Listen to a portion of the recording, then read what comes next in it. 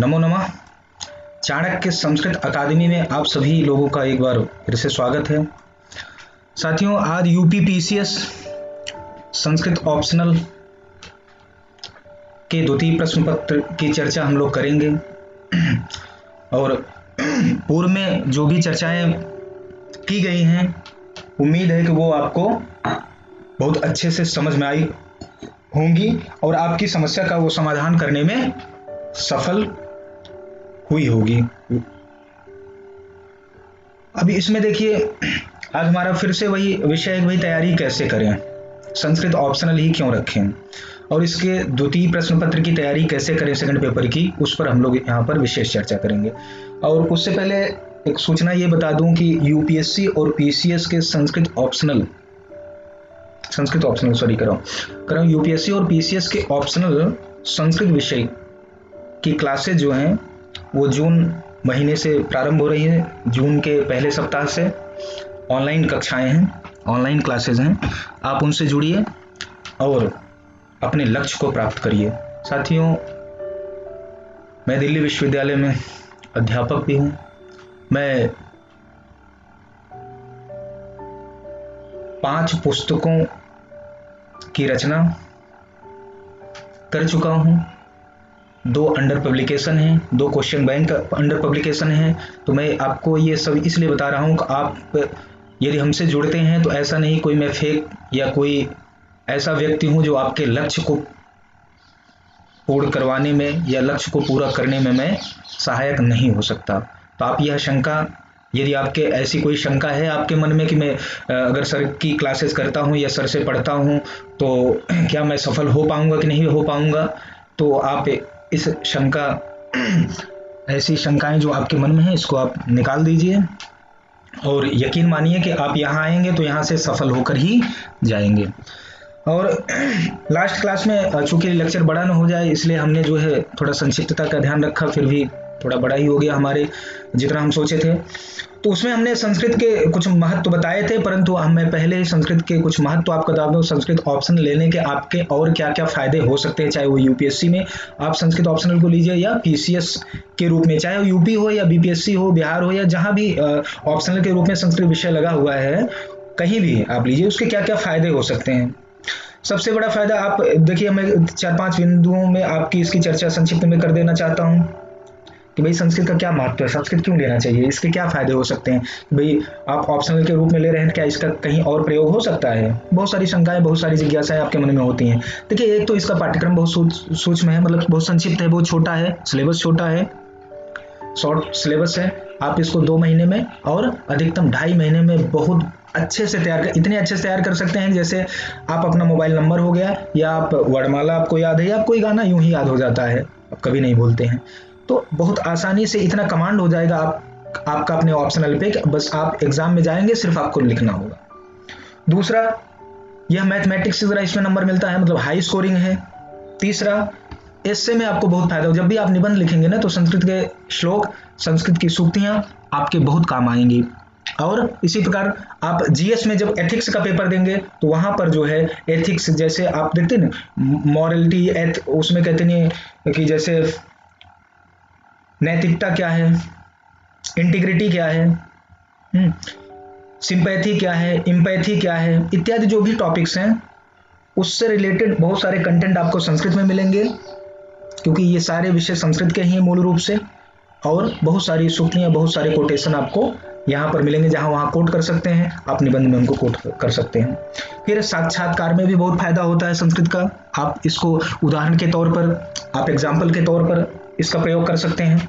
फिर आप जब सिलेक्शन आप ले लेंगे और जब आप अपनी सर्विस में जाएंगे तो इसमें प्रशासनिक दक्षता बहुत बेहतरीन है। प्रशासन कैसे चलाया जाए वह संस्कृत में बहुत अच्छे से दिया हुआ है। आप किरातार्जुनीय में पढ़ेंगे, पूरी राजनीतिक व्यवस्था के ऊपर है। आप चाणक्य अर्थशास्त्र देख लीजिए, या तमाम जो भी हमारे ग्रंथ हैं उनमें सब आपको प्रशासनिक दक्षता, कुशलता आपको बहुत अच्छे तरीके से या बहुत अधिक देखने को मिलेगी। और जीवन में इसका बहुत लाभ है। चाहे आप ईमानदार होना चाहिए, चाहे झूठ नहीं बोलना चाहिए, या किसी का दिल नहीं दुखाना चाहिए, किसी के साथ धोखा नहीं करना चाहिए, ये बहुत सारी जो भी जीवन की दिनचर्या का हिस्सा है वो सब संस्कृत में समाहित है। फिर अंतिम जो आपके लिए सबसे महत्वपूर्ण आप कहते हैं कि भाई सिलेक्शन होगा कि नहीं, यह सिलेक्शन की गारंटी देता है। यह विषय सिलेक्शन की गारंटी मतलब चयन की श्योरिटी, चयन की को आपके चयन को सुनिश्चित करता है, आपका सिलेक्शन हो यह विषय सुनिश्चित करता है। आपको जीएस धोखा दे देगा परंतु संस्कृत आपको धोखा नहीं देगा। आइए हम इसके दूसरे प्रश्न पत्र को देखते हैं। जो पहला भी प्रश्न पत्र जो है, पहला फर्स्ट पेपर 200 नंबर का है, सेकंड पेपर भी 200 नंबर का है। और जैसा कि फर्स्ट पेपर आप देखिए 5 खंडों में विभक्त है, यह भी 5 खंडों में आपका विभक्त है। ABCDE सेक्शन आप इंग्लिश में ये है, हिंदी में का खा गा घा, ठीक है, इस तरीके से। और हमारी कक्षाएं शुरू हो रही हैं और आप हमसे जुड़िए, हमारा नोट्स है उसको पढ़िए। यकीन मानिए मैं बहुत ज़्यादा अपने बारे में नहीं आपसे कहना चाहता, आप खुद पढ़िए, खुद अनुभव कीजिए और खुद ये बताइए कि मैं कैसा पढ़ा रहा हूँ या आप मुझसे पढ़कर आपको कैसा लग रहा है। अन्य बहुत सारे जो गिने चुने संस्थान है साथियों, हमारे बहुत सारे साथी उनके यहाँ गए थे जब मैं इस क्षेत्र में नहीं था, और मैं इस क्षेत्र में आया भी हूँ तो उन्हीं के कहने से आया हूँ, उन्हीं के निवेदन पे आया हूँ। उन्होंने बहुत रिक्वेस्ट की, अक्सर हम लोगों को जितनी तकलीफ हुई सिलेक्शन लेने में, कम से कम आने वाली जनरेशन को या कहीं अन्य आने वाले अभ्यर्थियों को इन समस्याओं का सामना ना करना पड़े, इसलिए प्लीज आप जो है आइए। अभी तक मैं बहुत सक्रिय भी नहीं था क्योंकि अन्य बहुत सारे काम हैं, चाहे वो यूनिवर्सिटी के काम हुए, चाहे अपने खुद के पढ़ने की बात हुई, या हमारे पुस्तक लेखन की बात हुई, या अन्य बहुत सारे हमारे पास कार्य हैं। उसकी व्यस्तता के कारण मैं बहुत ज़्यादा सक्रिय नहीं हो पा रहा था, धीरे धीरे ही इस पे काम कर रहा था। परंतु अब मैं पूरी तरह से तैयार हूं और ऑनलाइन यूपीएससी और पीसीएस की दोनों कक्षाएं प्रारंभ हो रही हैं जून के फर्स्ट सप्ताह से।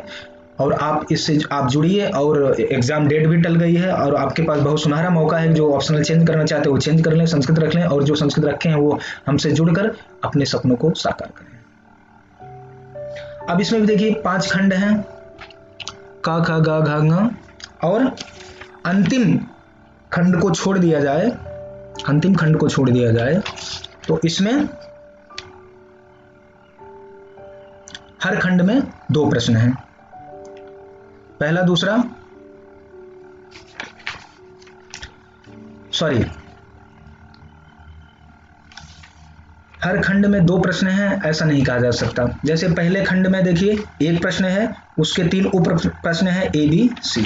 खंड खा में क्वेश्चन नंबर 2 आता है, उसमें भी 3 उप प्रश्न है ABC। अब इसमें खंड खा में 2 प्रश्न हैं, मतलब खंड का में 1 प्रश्न है और खंड का में 2 प्रश्न है। खंड का में पहला प्रश्न आता है, खंड खा में दूसरा और तीसरा प्रश्न आता है, और खंड गा में चतुर्थ और पंचम प्रश्न आता है। खंड घा में क्वेश्चन नंबर 6 और क्वेश्चन नंबर 7 आता है, और खंड गा में अर्थात सेक्शन ई में क्वेश्चन नंबर 8 आता है। तो कहने का अर्थ यह है कि क्वेश्चन नंबर 1 और क्वेश्चन नंबर 8 को छोड़कर, मतलब खंड का और खंड गा को छोड़कर जितने भी खंड हैं सब में 2-2 प्रश्न रहते हैं। और अब आप बोल रहे थे ना कि संस्कृत कौन कौन से प्रश्नों का उत्तर संस्कृत में देना है, तो सेकंड पेपर में 2 क्वेश्चन ऐसे हैं जिनके उत्तर आपको संस्कृत में देने होंगे। बाकी 3 क्वेश्चन के उत्तर आपको अपने माध्यम देना है, इंग्लिश, हिंदी, संस्कृत इत्यादि जो भी माध्यम आपने रखा है उस माध्यम में आप उसके उत्तर को दीजिए। परंतु यहाँ आपको सिर्फ 2 प्रश्न के, और उन 2 प्रश्नों में कौन सा है, एक तो पहला प्रश्न है जिसका उत्तर आपको संस्कृत में देना है, और एक 8वां प्रश्न है अर्थात खंड गा है जिसका उत्तर आपको संस्कृत में देना होता है। तो अब आप समझ गए कि कितने प्रश्नों के उत्तर आपको संस्कृत में देने हैं। तो 2 प्रश्नों के उत्तर आपको संस्कृत में देने हैं, वह है पहला और क्वेश्चन नंबर 1 अर्थात क्वेश्चन नंबर 1 और क्वेश्चन नंबर 8, ये रहा। तो आइए देखिए खंड का में हमारे कौन कौन से टॉपिक हैं। 2-3 प्रश्न पत्र, खंड का सेक्शन ए, गद्य एवं पद्य निम्नलिखित ग्रंथों का अध्ययन कीजिए। इन ग्रंथों का अध्ययन करना है, first hand reading of the following text. ठीक है, देखिए कादम्बरी, और कादम्बरी देखिए बहुत बड़ा ग्रंथ है, बाणभट्ट द्वारा रचित है, बहुत बड़ा ग्रंथ है। इसमें सिर्फ एक टॉपिक पढ़ना है, शुकनासोपदेश। शुकनासोपदेश जो है यूपीएससी के संस्कृत ऑप्शनल में भी है, वहां भी संस्कृत विषय में जो है, मतलब ऑप्शन ग्रुप में संस्कृत जो लेते हैं यूपीएससी में, वहां भी यही सेम टॉपिक है। अब देखिए शुकनासोपदेश बहुत बड़ा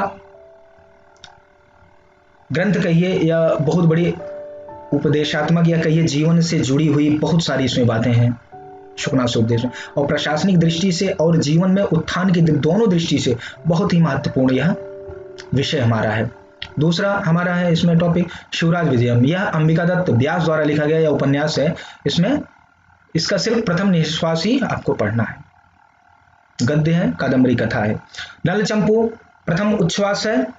नलचंपू जो है वो हमारा प्रथम, इसमें सिर्फ प्रथम उच्छ्वास ही आपको नलचंपू में पढ़ने हैं, और उसमें भी प्रथम उच्छ्वास में 28 श्लोक हैं, और इन्हीं 28 श्लोकों में आपको एग्जाम में मिलेंगे। यही 28 श्लोक में कोई न कोई एक श्लोक मिलेगा। तो आपने देखा कादम्बरी, शिवराज विजयम और नलचंपू। मेघदूत चतुर्थ हमारा जो है अगला जो टॉपिक है मेघदूत है। यह महाकवि कालिदास द्वारा रचित है। पूर्व मेघ ही इसका पढ़ना है, जिसमें लगभग मतलब कहिए तो 67 कह सकते हैं आपको श्लोक मिल जाएंगे। ठीक है, मेघदूत में। अब अगला किरातोर्जुनम भारवी द्वारा रचित है। इसमें 18 सर्ग है, आपको प्रथम सर्ग ही पढ़ना है, जिसमें 46 श्लोक है।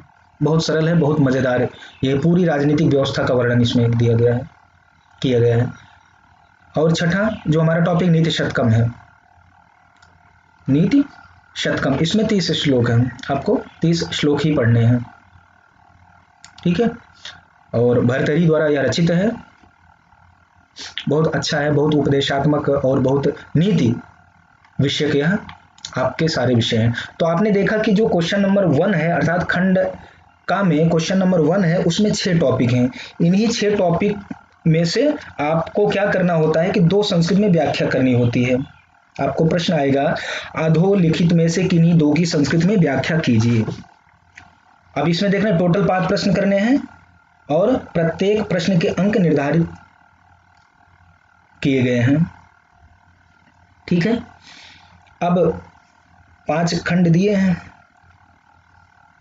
आपने देखा पहले खंड और अंतिम खंड में एक ही प्रश्न है, और 3 उपर प्रश्न पहले खंड में है, जिसमें क्वेश्चन नंबर 1 आता है।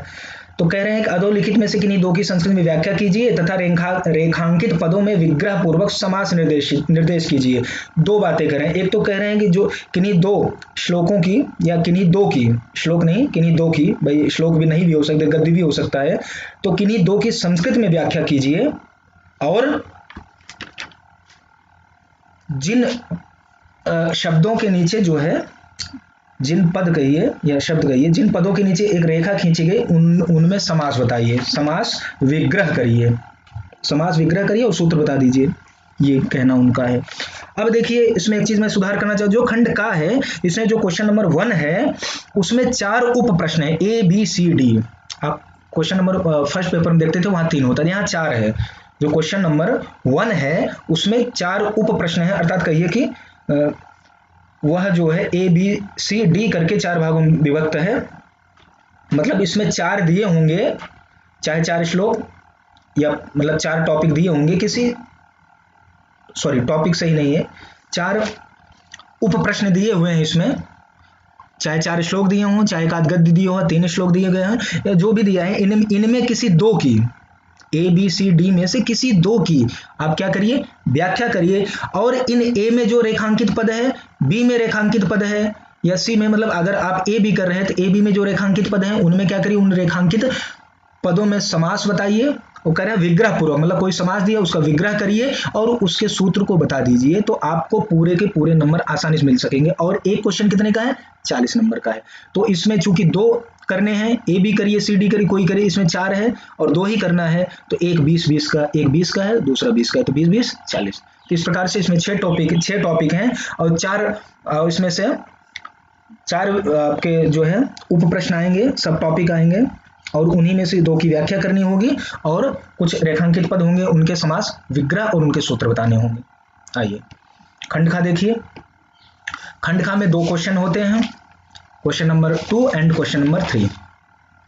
और ये क्या होते हैं, A B C करके 3 भागों में विभक्त होते हैं। अब आप अगर 2 करेंगे इसमें आप चाहे दूसरा करिए क्वेश्चन नंबर, मतलब खंड खा में चाहे दूसरा क्वेश्चन करिए चाहे तीसरा क्वेश्चन करिए, ये आपके मर्जी पे निर्भर करता है। ठीक है, तो क्वेश्चन नंबर 2 में देखिए 3 ABC करके 3 है, 3 उप प्रश्न है। इसमें क्या करना होगा, या तो आप हिंदी में या तो अंग्रेजी में अनुवाद कीजिए क्वेश्चन नंबर 2 का, खंड खा के क्वेश्चन नंबर 2 का। अब पहले हम देख लेते हैं क्वेश्चन नंबर जो खंड खा है इसमें कौन कौन से टॉपिक हैं। देखिए, नाट्य साहित्य लिखा संस्कृत ड्रामा, नाट्य साहित्य के निम्नलिखित रचनाओं की पाठ्य सामग्री का अध्ययन करिए। अभिज्ञान शाकुंतलम चतुर्थ अंक है, इसमें 22 श्लोक हैं मूलतः, और उत्तरम चरितम इसका तृतीय अंक है। अभिज्ञान शाकुंतलम जो है कालिदास द्वारा रचित है, महाकवि कालिदास द्वारा। उत्तरम चरितम भवभूति द्वारा रचित है, इसके तृतीय अंक को ही पढ़ना है, तीसरे अंक को ही पढ़ना है। और इस तीसरे अंक में जो है आपको देखेंगे तो 48 आपको श्लोक मिलेंगे। प्रतिमा नाटक है, प्रतिमा नाटक का प्रथम एवं द्वितीय अंक पढ़ना है, और प्रतिमा नाटक में 52 श्लोक हैं दोनों अंकों को मिलाकर। और मृच्छकटिकम यह प्रकरण ग्रंथ है, शूद्रक द्वारा रचित है, और इसका प्रथम अंक पढ़ना है जिसमें 58 श्लोक हैं। देखिए, कुछ महानुभाव जो है, जो ऑनलाइन इसको कुछ लोग और डिस्कस कर रहे थे सिलेबस, तो हम मृच्छकटिकम को जो है नाटक बता रहे हैं, तो ये नाटक नहीं है, यह प्रकरण ग्रंथ है। जो 10 रूपक होता है उसमें नाटक प्रकरण इस प्रकार करके 10 रूपक होते हैं। तो अभिज्ञान शाकुंतलम उत्तरम चरितम ये सब नाटक हैं, और मृच्छकटिकम जो है यह प्रकरण ग्रंथ है। आइए आगे देखते हैं। अब देखिए खा है, अब इसमें हमने आपको बताया कि ये 4 टॉपिक से ही आपके क्वेश्चन नंबर 2 में या क्वेश्चन नंबर 3 में 3 प्रश्न आते हैं। कहिए, क्वेश्चन नंबर 2 के 3 उप प्रश्न, प्रश्न कहना अब आपने ये ना समझ लीजिए कि तीसरा चौथा पांचवा करके, नहीं। जो सेकंड क्वेश्चन है खंड खा का, जो सेकंड क्वेश्चन है उसमें 3 टॉपिक रहेंगे, मतलब 3 आपको श्लोक दिए होंगे, और जिसमें अथवा अथवा करके करना होता है। तो कुल कितने श्लोक हुए आपके? 6 श्लोक हुए, 6 श्लोक हुए, उसमें से आपको 3 करने हैं। मतलब ए में 2 दिया हुआ 2 श्लोक अथवा करके, एक श्लोक दिया है अथवा दूसरा श्लोक, फिर बी में ही 2 श्लोक दिए हैं, और फिर सी में 2 श्लोक दिए हैं। तो दोनों में से कोई एक करिए। तो मतलब ए में से एक करिए, बी में से एक करिए, सी में से एक करिए, मतलब तीनों में से एक एक करना है। लेकिन कुल हमें कितने दिए गए हैं? 6 श्लोक दिए गए हैं। तो इसमें से क्या करना होता है? अनुवाद करना होता है। पहले क्वेश्चन में क्या करना था? व्याख्या करनी थी। तो देखिए, अनुवाद मतलब सिर्फ उसका अर्थ बता देना हो, व्याख्या मतलब उसका बहुत विस्तृत, मतलब विस्तृत रूप से उसकी चर्चा करनी पड़ती है। अनुवाद में सिर्फ हूबहू उसका अर्थ बता दिया जाता है। बस इतना समझिएगा, अनुवाद और व्याख्या में अंतर समझिएगा। फिर इसी खंड का जो क्वेश्चन नंबर 3 है उसमें आता है कि निम्नलिखित पर लघु निबंध लिखिए, एक नोट्स लिखिए। Right short essay on the followings, मतलब जो निम्नलिखित पर लघु निबंध लिखिए, मतलब शॉर्ट नोट्स लिखना होता है। और सेकंड पेपर भी आपने देखा, सेकंड क्वेश्चन भी 40 नंबर का है और थर्ड क्वेश्चन भी 40 नंबर का है। अब चाहे खंड खा में आप दूसरा प्रश्न करिए, मतलब अनुवाद करिए, चाहे तीसरा प्रश्न करिए, इन तीनों पे ABC दिया है, इनमें तीनों पे निबंध लिखिए। लेकिन यहाँ पर ऑप्शन नहीं है, अनुवाद में आपको ए में 2 दिया है, कोई एक करिए, लेकिन यहाँ पर ABC दे दिया गया है और तीनों को ही फिर करना है। जैसे दे दिया जाएगा अभिज्ञान शाकुंतलम के चतुर्थ अंक की समीक्षा प्रस्तुत कीजिए, या उत्तरम चरितम के तृतीय अंक का महत्व प्रतिपादित कीजिए। कितना सरल प्रश्न है देखिए। और ये जो मैं करवा दूंगा ना, सीधा सीधा प्रश्न पूछा जाता है, यहाँ पर ऐसे कोई एक्सपेरिमेंट की कोई यहाँ गुंजाइश नहीं होती है।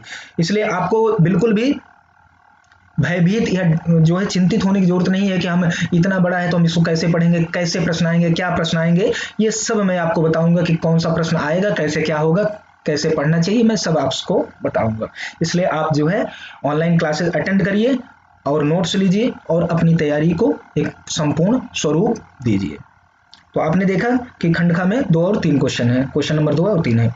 अब खंडका में आइए, खंडका में देखिए क्या है, पारिभाषिक शब्द, संस्कृत के निम्नलिखित पारिभाषिक शब्दों का ज्ञान। ये जो पारिभाषिक शब्द हैं इन्हीं पर कुछ आपको शॉर्ट नोट्स लिखने पड़ेंगे, संक्षिप्त टिप्पणियां लिखनी पड़ेंगी।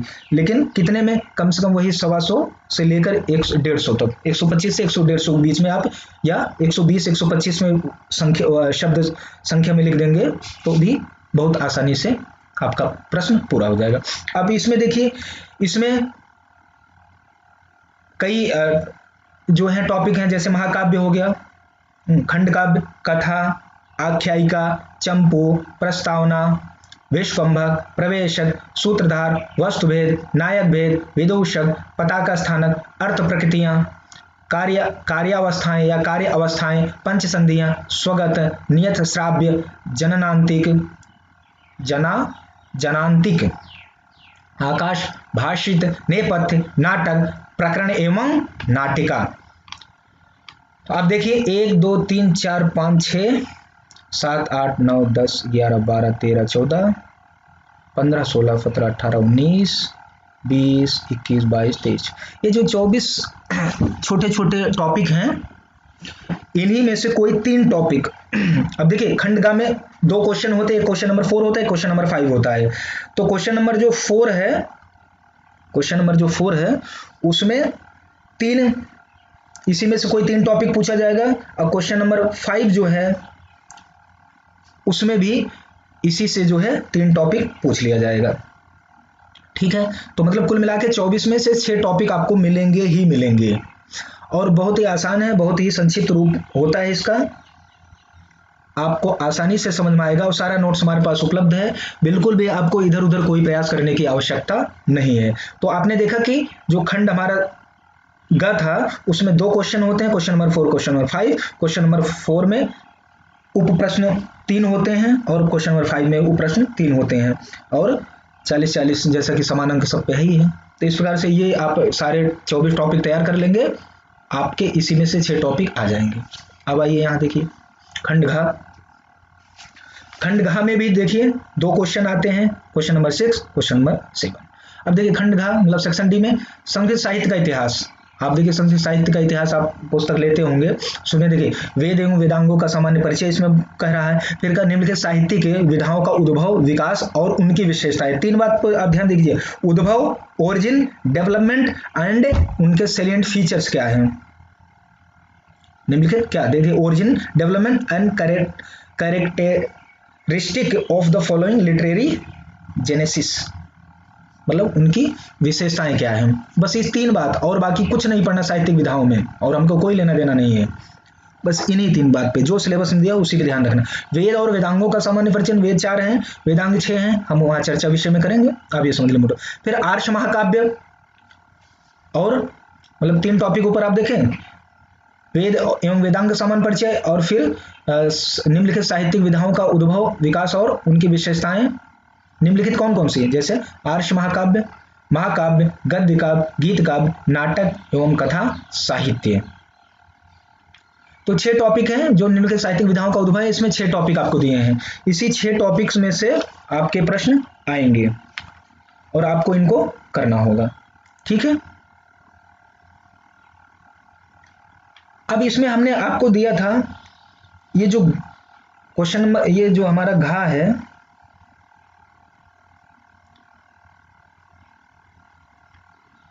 ये देख रहे हैं ना क्वेश्चन, जो हमारा खंड घा है, इस आर्ष काव्य जैसे ऋषि मुनियों द्वारा जो लिखित होता है वह आर्ष काव्य है, आर्ष काव्य है। महाकाव्य, आर्ष काव्य, आर्ष महाकाव्य और महाकाव्य क्या अंतर है, जो ऋषि मुनियों द्वारा लिखे जाते हैं उसको आर्ष महाकाव्य कहते हैं। आगे मैं बताऊंगा। आर्ष काव्य जैसे हमारा रामायण हो गया, महाभारत हो गया, आर्ष काव्य में आते हैं। महाकाव्य में जैसे रघुवंशम हो गया, कुमार संभवम हो गया, किरातार्जुनीयम हो गया, इत्यादि जो लिखे गए हैं। गद्य काव्य जैसे दंडी द्वारा दशकुमार चरितम लिखा गया है। गीत काव्य जैसे मेघदूत हो गया। नाटक आपको अभिज्ञान शाकुंतलम में बताया। ये कथा साहित्य जैसे कादम्बरी, ये है। अब यहां से क्या है कि आपको प्रश्न पूछा जाएगा, मतलब खंडघा से आपको, खंडघा में क्वेश्चन नंबर 6 है, क्वेश्चन नंबर 7 है। तो खंडघा से जो क्वेश्चन नंबर 6 है उसमें 3 जो ऊपर प्रश्न है ABC करके, उसमें जैसे पूछ लिया जाएगा नाटक, संस्कृत नाटक की उत्पत्ति पर प्रकाश डालिए। यहां देखिए डेवलपमेंट लिखा है ना, विकास, सॉरी उद्भव को उत्पत्ति भी कहते हैं। ठीक है, तो ये ना समझ लिया उद्भव तो आया नहीं, उत्पत्ति लिखा है, ऐसा नहीं है। इंग्लिश में आपको ओरिजिन ही मिलेगा, हिंदी में आपको उत्पत्ति या उद्भव लिख सकते हैं। तो ये हुआ संस्कृत नाटक की उत्पत्ति पर प्रकाश डालिए, ऐसा प्रश्न पूछ लेंगे। या किसी राइटर के बारे में पूछ लेंगे, जैसे महाकाव्य की हमने चर्चा की, महाकाव्य जैसे शिशुपाल वधम है, माघ द्वारा लिखा गया है, या महाकाव्य कालिदास द्वारा रघुवंशम कुमार संभवम लिखा गया है। तो उसमें पूछ लेंगे कि महाकवि कालिदास का साहित्यिक मूल्यांकन कीजिए, या महाकवि माघ का साहित्यिक मूल्यांकन कीजिए, या और आगे प्रश्न पूछ लेंगे जैसे कुछ हमारे संस्कृत में ट्रेडिशनल क्वेश्चन, जैसे उपमा कालिदासस्य, कालिदास की उपमा के बारे में सोच ले, भारवेर्थ गौरवम, दंडिना पदलालित्यम, माघे संति त्रयो गुणा। इस प्रकार के प्रश्न, ये बहुत ट्रेडिशनल प्रश्न होते हैं और ये एक आध प्रश्न आएगा ही हर बार। तो ये 3 प्रश्न इस तरीके से पूछ ले। क्वेश्चन नंबर खंड घा के अंतर्गत क्वेश्चन नंबर 7 को देखिए। अब देखिए कहेंगे कि संक्षिप्त टिप्पणी मतलब शॉर्ट नोट्स कुछ लिखने को आ जाएगा, जैसे किसी रचनाकार का नाम दे देंगे, जैसे कालिदास दे दिए, भास दे दिए, मेघ और या मेघदूत पर किसी रचना का दे दिए, मेघदूत दे दिए, या विज्ञान शाकुंतलम दे दिए। या तो रचना देंगे या तो रचनाकार देंगे, ठीक है ना, उनके बारे में कहेंगे एक शॉर्ट नोट्स लिखिए। अब देखिए खंड ना, अंतिम खंड देखिए, सेक्शन ई देखिए। इसमें देखिए आपको अनुवाद करना होगा, 2 अनुवाद दिया होगा, ठीक है ना। Translate the following into Sanskrit, निम्नलिखित में संस्कृत का अनुवाद कीजिए, ऐसा प्रश्न आपको अंतिम प्रश्न मतलब खंड ना के अंतर्गत क्वेश्चन नंबर 8 में देखने को मिलेगा। वहां पर 2 अनुवाद दिया होगा हिंदी में, और किसी एक का अथवा अथवा करके दिया होगा, एक मतलब कोई एक दे दिया हो गया होगा, फिर लिखा होगा अथवा ये, तो आपको अनुवाद करना है। और देखिए यह अनुवाद कितने नंबर का है, मतलब इतना सा अनुवाद करना है, मतलब 5 लाइन 4 लाइन का अनुवाद करना, 40 नंबर ले लेना, मतलब कितना सरल है सोचिए। उधर हमने आपको, इसमें सब सरल है लेकिन कुछ जगह तो इतना सरल है कि जैसे अनुवाद में हो गया, और उधर हमने व्याकरण का पोर्शन आपको बताया था कि व्याकरण में आप लिखिए पूरा का पूरा लिखिए, 40 नंबर ले लीजिए।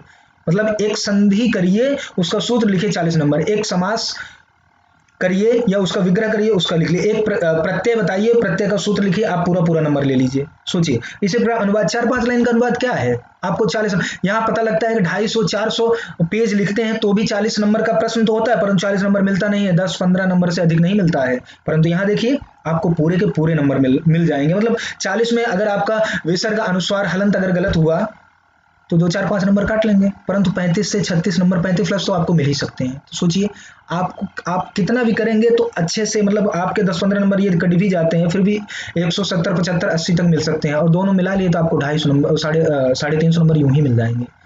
तो बिल्कुल आपको जो है कहते नहीं, बिना कुछ सोचे आप आराम से संस्कृत विषय को अपने ऑप्शनल के रूप में ले लीजिए। अभी भी समय है, वो चाहे यूपीएससी हो चाहे पीसीएस हो, यूपीएससी की डेट टल गई है, यूपी पीसीएस की भी डेट टल गई है, तो आप आराम से इन विषयों को लेकर और हमारे साथ जुड़कर खूब बढ़िया और बेहतरीन तरीके से मेहनत करिए। अनुवाद में आपको यूं सिखा दूंगा कि आपको संस्कृत में जो व्याख्या करनी है, या संस्कृत में जो निबंध लिखना है, या संस्कृत में जो अनुवाद करना है, उन सभी प्रश्नों को आप बहुत आराम से हल करने की स्थिति में रहेंगे। इसलिए आपको किसी प्रकार की चिंता करने की जरूरत नहीं है।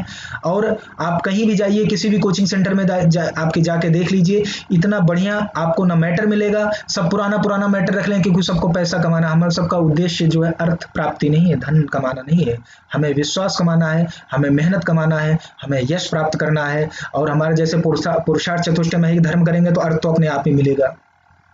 तो इस प्रकार से हम सबको मेहनत करके आपको आपके लक्ष्य तक पहुंचाने का हमारा लक्ष्य है। इसलिए साथियों, आप हमसे जुड़िए, क्लास करिए, खूब मेहनत करिए और अपनी परीक्षा में सफल होकर अपना चयन सुनिश्चित करिए। कोई समस्या हो हमें फ़ोन करिए, हमें ईमेल करिए, हमारे व्हाट्सएप करिए, या टेलीग्राम चैनल पर आप अपनी समस्या रख सकते हैं। हम और चैनल को लाइक करिए, शेयर करिए, सब्सक्राइब करके आइकॉन बेल को जरूर दबाइए। और जो भी सुझाव हो आप कमेंट बॉक्स में जरूर लिखिए, और जो भी आपकी चिंता हो, जो भी समस्या हमारे साथ साझा करिए। जय तु संस्कृतम, जय तु संस्कृतम, जय तु भारतम। धन्यवाद।